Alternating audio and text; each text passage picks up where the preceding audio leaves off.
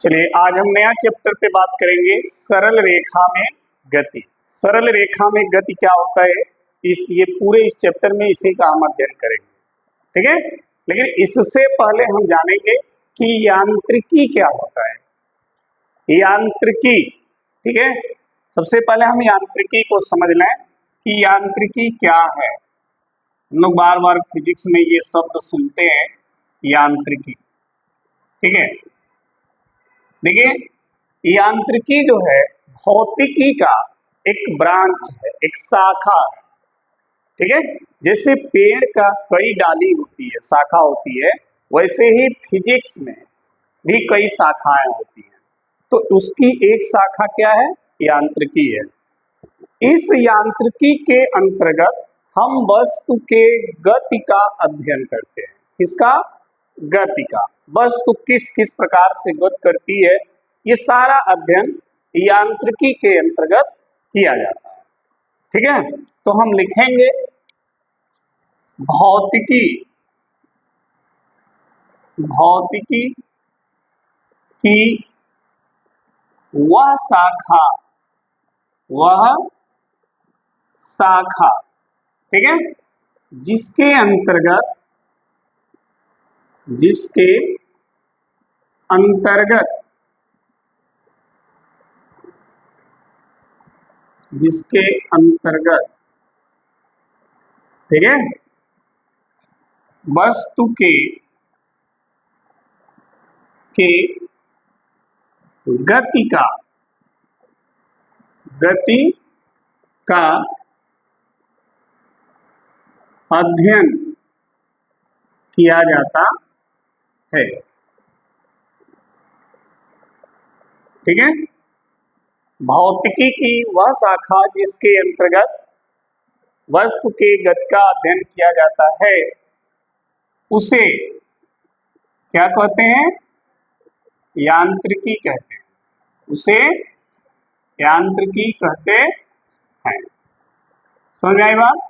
अगर आपसे कोई ये प्रश्न करे कि वस्तु के गति का अध्ययन भौतिकी के किस शाखा में होता है, तो यांत्रिकी में होता है। या कोई पूछे यांत्रिकी के अंतर्गत हम किसका अध्ययन करते हैं? वस्तु के गति का। या कोई पूछे कि किसी वस्तु केवल गति का अध्ययन किसके अंतर्गत होता है? यांत्रिकी के। यानी यांत्रिकी एक ऐसी ब्रांच है जिसमें केवल और सिर्फ केवल गति का अध्ययन होता है, ठीक है ना। अच्छा, इस यांत्रिकी को अध्ययन के सुविधा के लिए 3 भागों में बांट दिया गया। ये जो यांत्रिकी है, अध्ययन की सुविधा को ध्यान में रखते हुए इसके 3 भाग कर दिए गए। कौन कौन? ध्यान रखिएगा, या लिखेंगे अध्ययन की सुविधा की दृष्टि से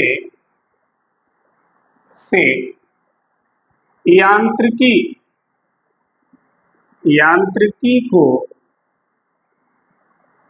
3 भागों में बांटा गया है, ठीक है। अध्ययन की सुविधा की दृष्टि से यांत्रिकी के 3 भाग कर दिए गए। पहला भाग क्या है वो देखना। यांत्रिकी का जो पहला भाग है उसको हम बोलते हैं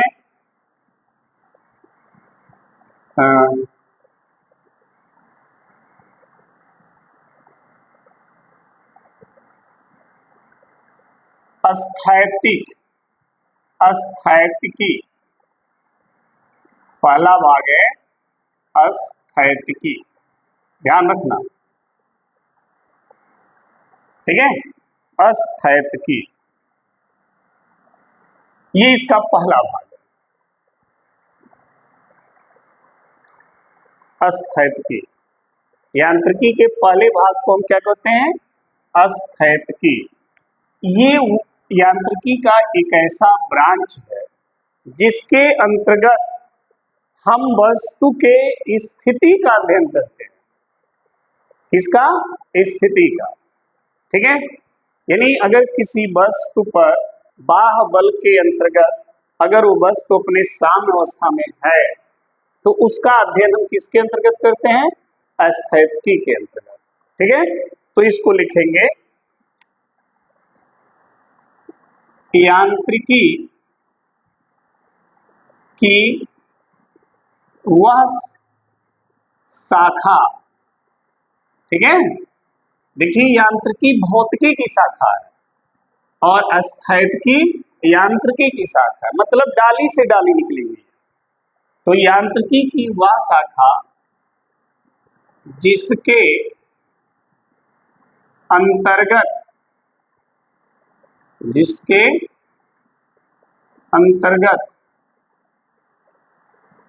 ठीक है, जिसके अंतर्गत वस्तु के स्थिति का अध्ययन किया जाता है उसे क्या कहते हैं? स्थैतिकी कहते हैं। क्या कहते हैं? स्थैतिकी कहते हैं। ठीक है, यानी इस शाखा में आप वस्तु के स्थिति का अध्ययन करेंगे, मतलब वस्तु किस स्थिति में होगी? स्थित होगी, मतलब गति नहीं कर रही होगी, रुकी रहेगी।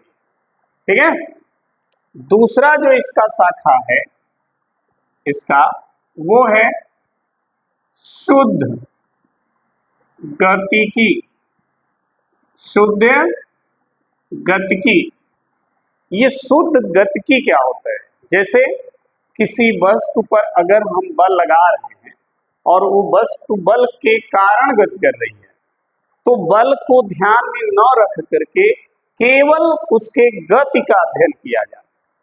ठीक है, तो ऐसे शाखा को हम क्या कहते हैं? शुद्ध गतिकी, यानी किसी वस्तु के गति का अध्ययन हो, उसके कारकों का अध्ययन न हो। कारक का मतलब किस कारण वो गति कर रहा है उसका अध्ययन न हो। ठीक है, तो लिखेंगे यांत्रिकी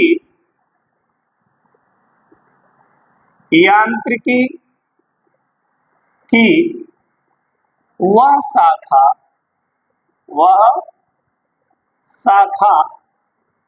जिसके अंतर्गत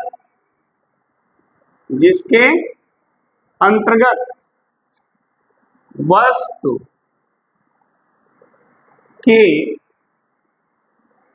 गति के कारकों को ध्यान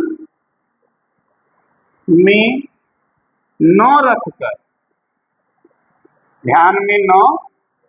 रखकर सिर्फ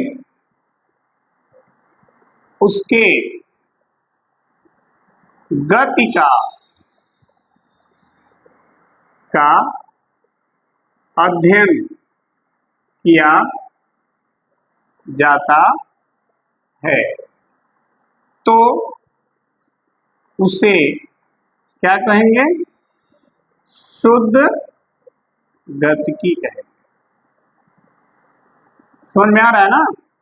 ये शुद्ध गतिकी का डेफिनेशन।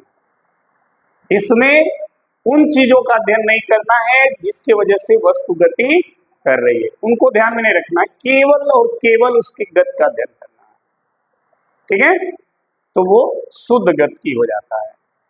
लेकिन ये जो है स्थैतिकी है, इसमें वस्तु की किसका अध्ययन किया जाएगा? स्थिति का। ठीक है, तो ये क्या हो जाएगा? स्थैतिकी। तीसरा जो इसकी शाखा है उसको हम देख लेते हैं। तीसरा जो इसकी शाखा है वो है गतिकी। क्या है? गतिकी। ठीक है, स्थैतिकी, शुद्ध गतिकी और गतिकी। इसमें क्या होगा, इसमें वस्तु के गति का अध्ययन किया जाएगा, लेकिन उसके कारकों को ध्यान में रखकर किया जाएगा। मतलब कारक का भी अध्ययन होगा और गति का, दोनों का अध्ययन होगा। किस कारण, अगर हमने बल लगाया तो बल का भी अध्ययन होगा और उसके गति का भी अध्ययन होगा, तो वो कहलाता है गतिकी। ठीक है, ध्यान दीजिएगा। तो हम लिखेंगे यांत्रिकी की वह शाखा, वह जिसके अंतर्गत वस्तु के गति के कारकों को ध्यान में रखकर वस्तु के गति का अध्ययन किया जाता है, तो उसे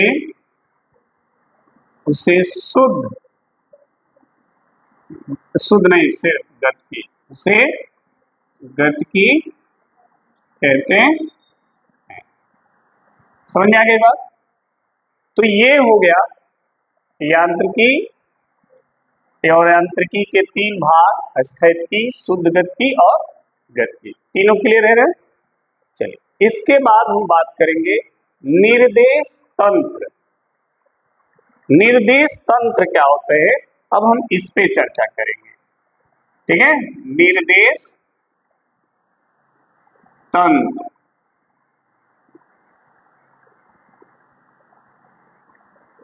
इसको फ्रेम ऑफ रेफरेंस बोलते हैं। निर्देश तंत्र है क्या, समझो। किसी भी वस्तु के अगर स्थिति को पता करना हो तो हमें निर्देशांक समुच्चय लेना होगा, एक्स वाई जेड एच, यही होता है निर्देशांक, एक्स वाई जेड।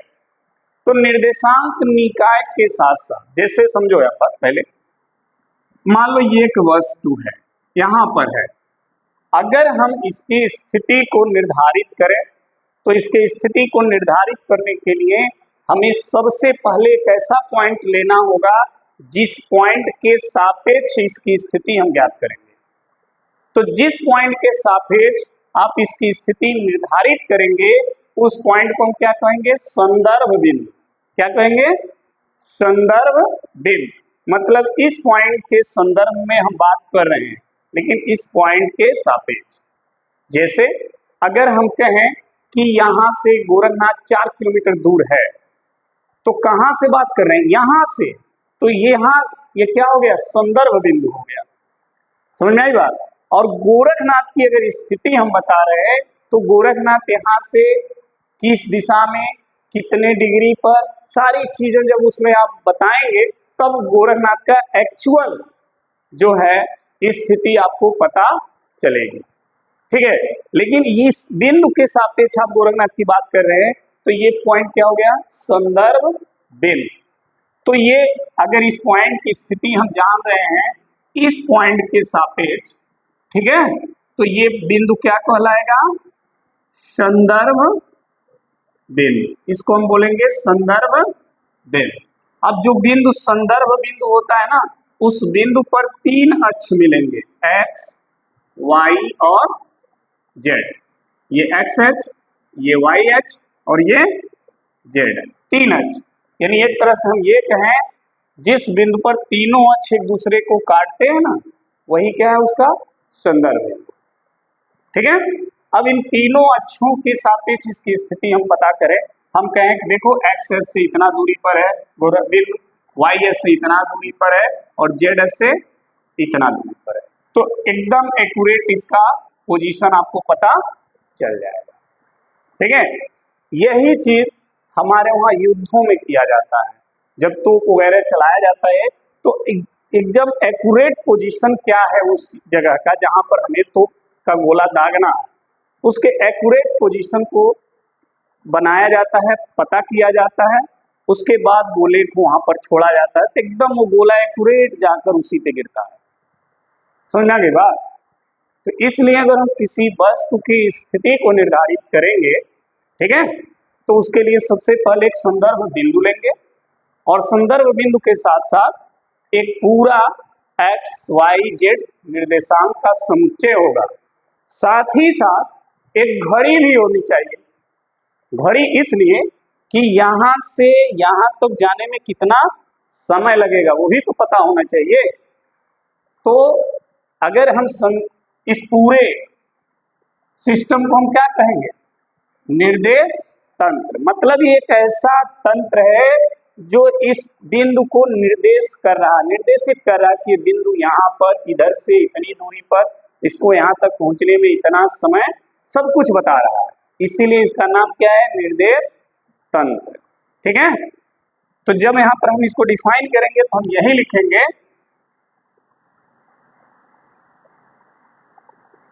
निर्देशांक घड़ी सहित, ऐसे लिखेंगे घड़ी सहित निर्देशांक निकाय और संदर्भ बिंदु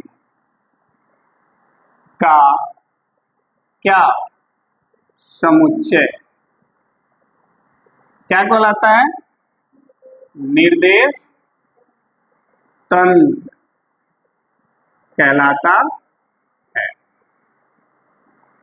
ठीक है, घड़ी सहित निर्देशांक निकाय मतलब एक्स, वाई, जेड और एक संदर्भ बिंदु। ठीक है, ये दिख रहा ना लिखा हुआ? ये नहीं, ये दिख रहा ना? तो ये पूरा समुच्चय क्या कहलाएगा? निर्देशांक तंत्र कहलाएगा। ये फिगर नहीं दिख रहा ना? ये दिख रहा, ये दिख रहा है, नहीं दिख रहा? चलो यहां तक दिख रहा होगा। यही मान लो यहां से यहाँ ये जेड एक्सिस है। ठीक है, चलो उसको फिर एक बार देख लेते हैं। सुन, हमने आपसे कहा कि घड़ी सहित निर्देशांक निकाय और संदर्भ बिंदु। मान लो यहाँ पर कोई एक वस्तु है, इस वस्तु की स्थिति हमको जानना है, तो किसी पॉइंट के सापेक्ष ही तो इसकी स्थिति आप जानेंगे। तो जिस पॉइंट के सापेक्ष आप स्थिति जानेंगे वो पॉइंट क्या है? संदर्भ बिंदु है। और उस पॉइंट पर तीनों अक्ष आकर के क्या होंगी? मिलेंगी। ऐसे दिख रहा है ना? ये x, ये y और ये z, तीनों अक्ष आकर यहाँ मिलेंगे। इन तीनों अक्षों और ये बिंदु जिसको हम मूल बिंदु भी कहते हैं और इसी को हम संदर्भ बिंदु भी कहेंगे। ठीक है, तो देखो लिखा है ना घड़ी सहित, घड़ी भी यहाँ होना चाहिए ताकि पता चले यहाँ से यहाँ तक जाने में समय कितना लगेगा। ये भी तो होना चाहिए। मान लो दूरी x से इतना, y से इतना, z से इतना हो गया, ठीक, लेकिन इस संदर्भ बिंदु से वहां तक पहुंचने में अगर समय पूछा जाए तो समय भी पता होना चाहिए, इसलिए घड़ी भी की जरूरत पड़ेगी। ठीक है, और घड़ी कहाँ रखी जाएगी? संदर्भ बिंदु पर। कहाँ? संदर्भ बिंदु पर। तो वही हमने लिखा है कि घड़ी सहित निर्देशांक निकाय, निर्देशांक निकाय में एक्स, वाई, जेड तीनों अक्ष आ जाएंगे और घड़ी सहित संदर्भ बिंदु यानी ये पॉइंट भी का पूरा ये समुच्चय क्या कहलाएगा? निर्देश तंत्र कहलाता है। ठीक है, और ध्यान रहे घड़ी कहाँ रखी जाएगी? संदर्भ बिंदु पर होनी चाहिए। घड़ी संदर्भ बिंदु पर होनी चाहिए। ये जो निर्देश तंत्र की हमने बात किया, ये निर्देश तंत्र भी दो प्रकार का हम पढ़ेंगे, एक जड़त्वीय निर्देश तंत्र और एक अजड़त्वीय निर्देश तंत्र। जड़त्वीय निर्देश तंत्र क्या होता है? ऐसा निर्देश तंत्र जिसमें वस्तु का त्वरित गति न होता हो। त्वरित गति का मतलब वस्तु या तो स्थित हो या वस्तु एक समान वेग से गति कर रही हो। जब वस्तु स्थित होगी तो उसमें त्वरण नहीं होगा।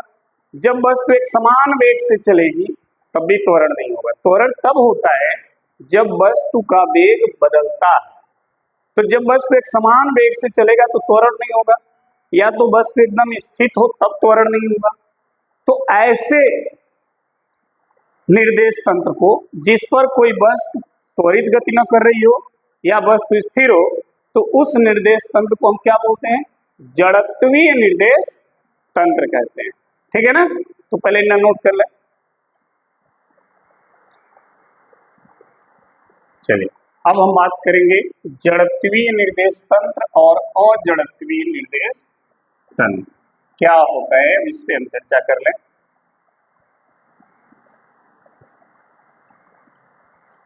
तो देखें, जड़त्वीय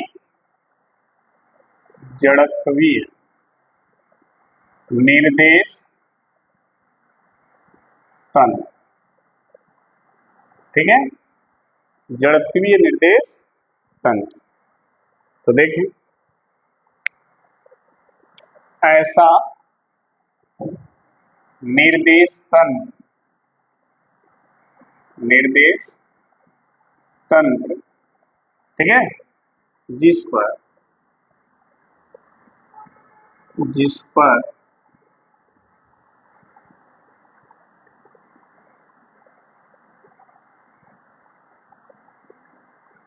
किसी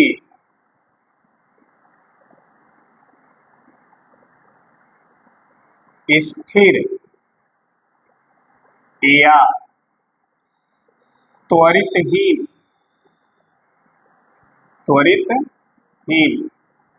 वस्तु का अध्ययन किया जाता है। ठीक है, ऐसा निर्देश तंत्र जिस पर किसी स्थिर या त्वरितहीन वस्तु का अध्ययन किया जाता है।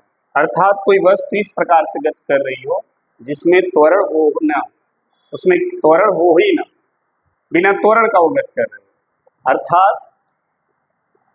अर्थात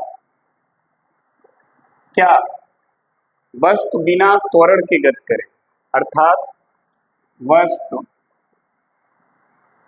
एक समान वेग से क्या करे, गतिशील हो। ठीक है, या तो हम ये कहें कि ऐसा निर्देश तंत्र जिस पर किसी स्थिर या त्वरितहीन वस्तु का अध्ययन किया जा रहा हो, मतलब वस्तु एक समान वेग से गतिशील हो। ठीक है, तो ऐसे निर्देश तंत्र को या ऐसे निर्देश तंत्र को क्या कहेंगे? जड़त्वीय निर्देश तंत्र कहते हैं। ठीक है, क्या कहते हैं? जड़त्वीय निर्देश तंत्र कहते हैं। ठीक, दूसरा देखें, एक है अजड़त्वीय निर्देश तंत्र। अजड़त्वीय निर्देश तंत्र, अजड़त्वीय निर्देश तंत्र। अजड़त्वीय निर्देश तंत्र में क्या होगा कि वस्तु जो हो त्वरित गति करती हो, ठीक है, उसमें त्वरण हो, तो लिखेंगे ऐसा निर्देश तंत्र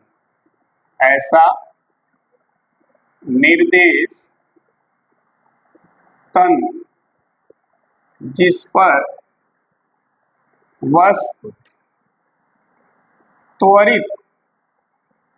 त्वरित गति करती हो, उसे क्या कहेंगे? अजड़त्वीय निर्देश तंत्र कहते हैं। ठीक है, ऐसा निर्देश तंत्र जिस पर वस्तु त्वरित गति कर रही हो, तो उसे क्या कहेंगे? अजड़त्वी निर्देश तंत्र कहते हैं। ठीक है, पृथ्वी जो होती है, पृथ्वी अगर हम देखें, पूछ ले कोई कि पृथ्वी कौन सा निर्देश तंत्र है, तो पृथ्वी अजड़त्वीय निर्देश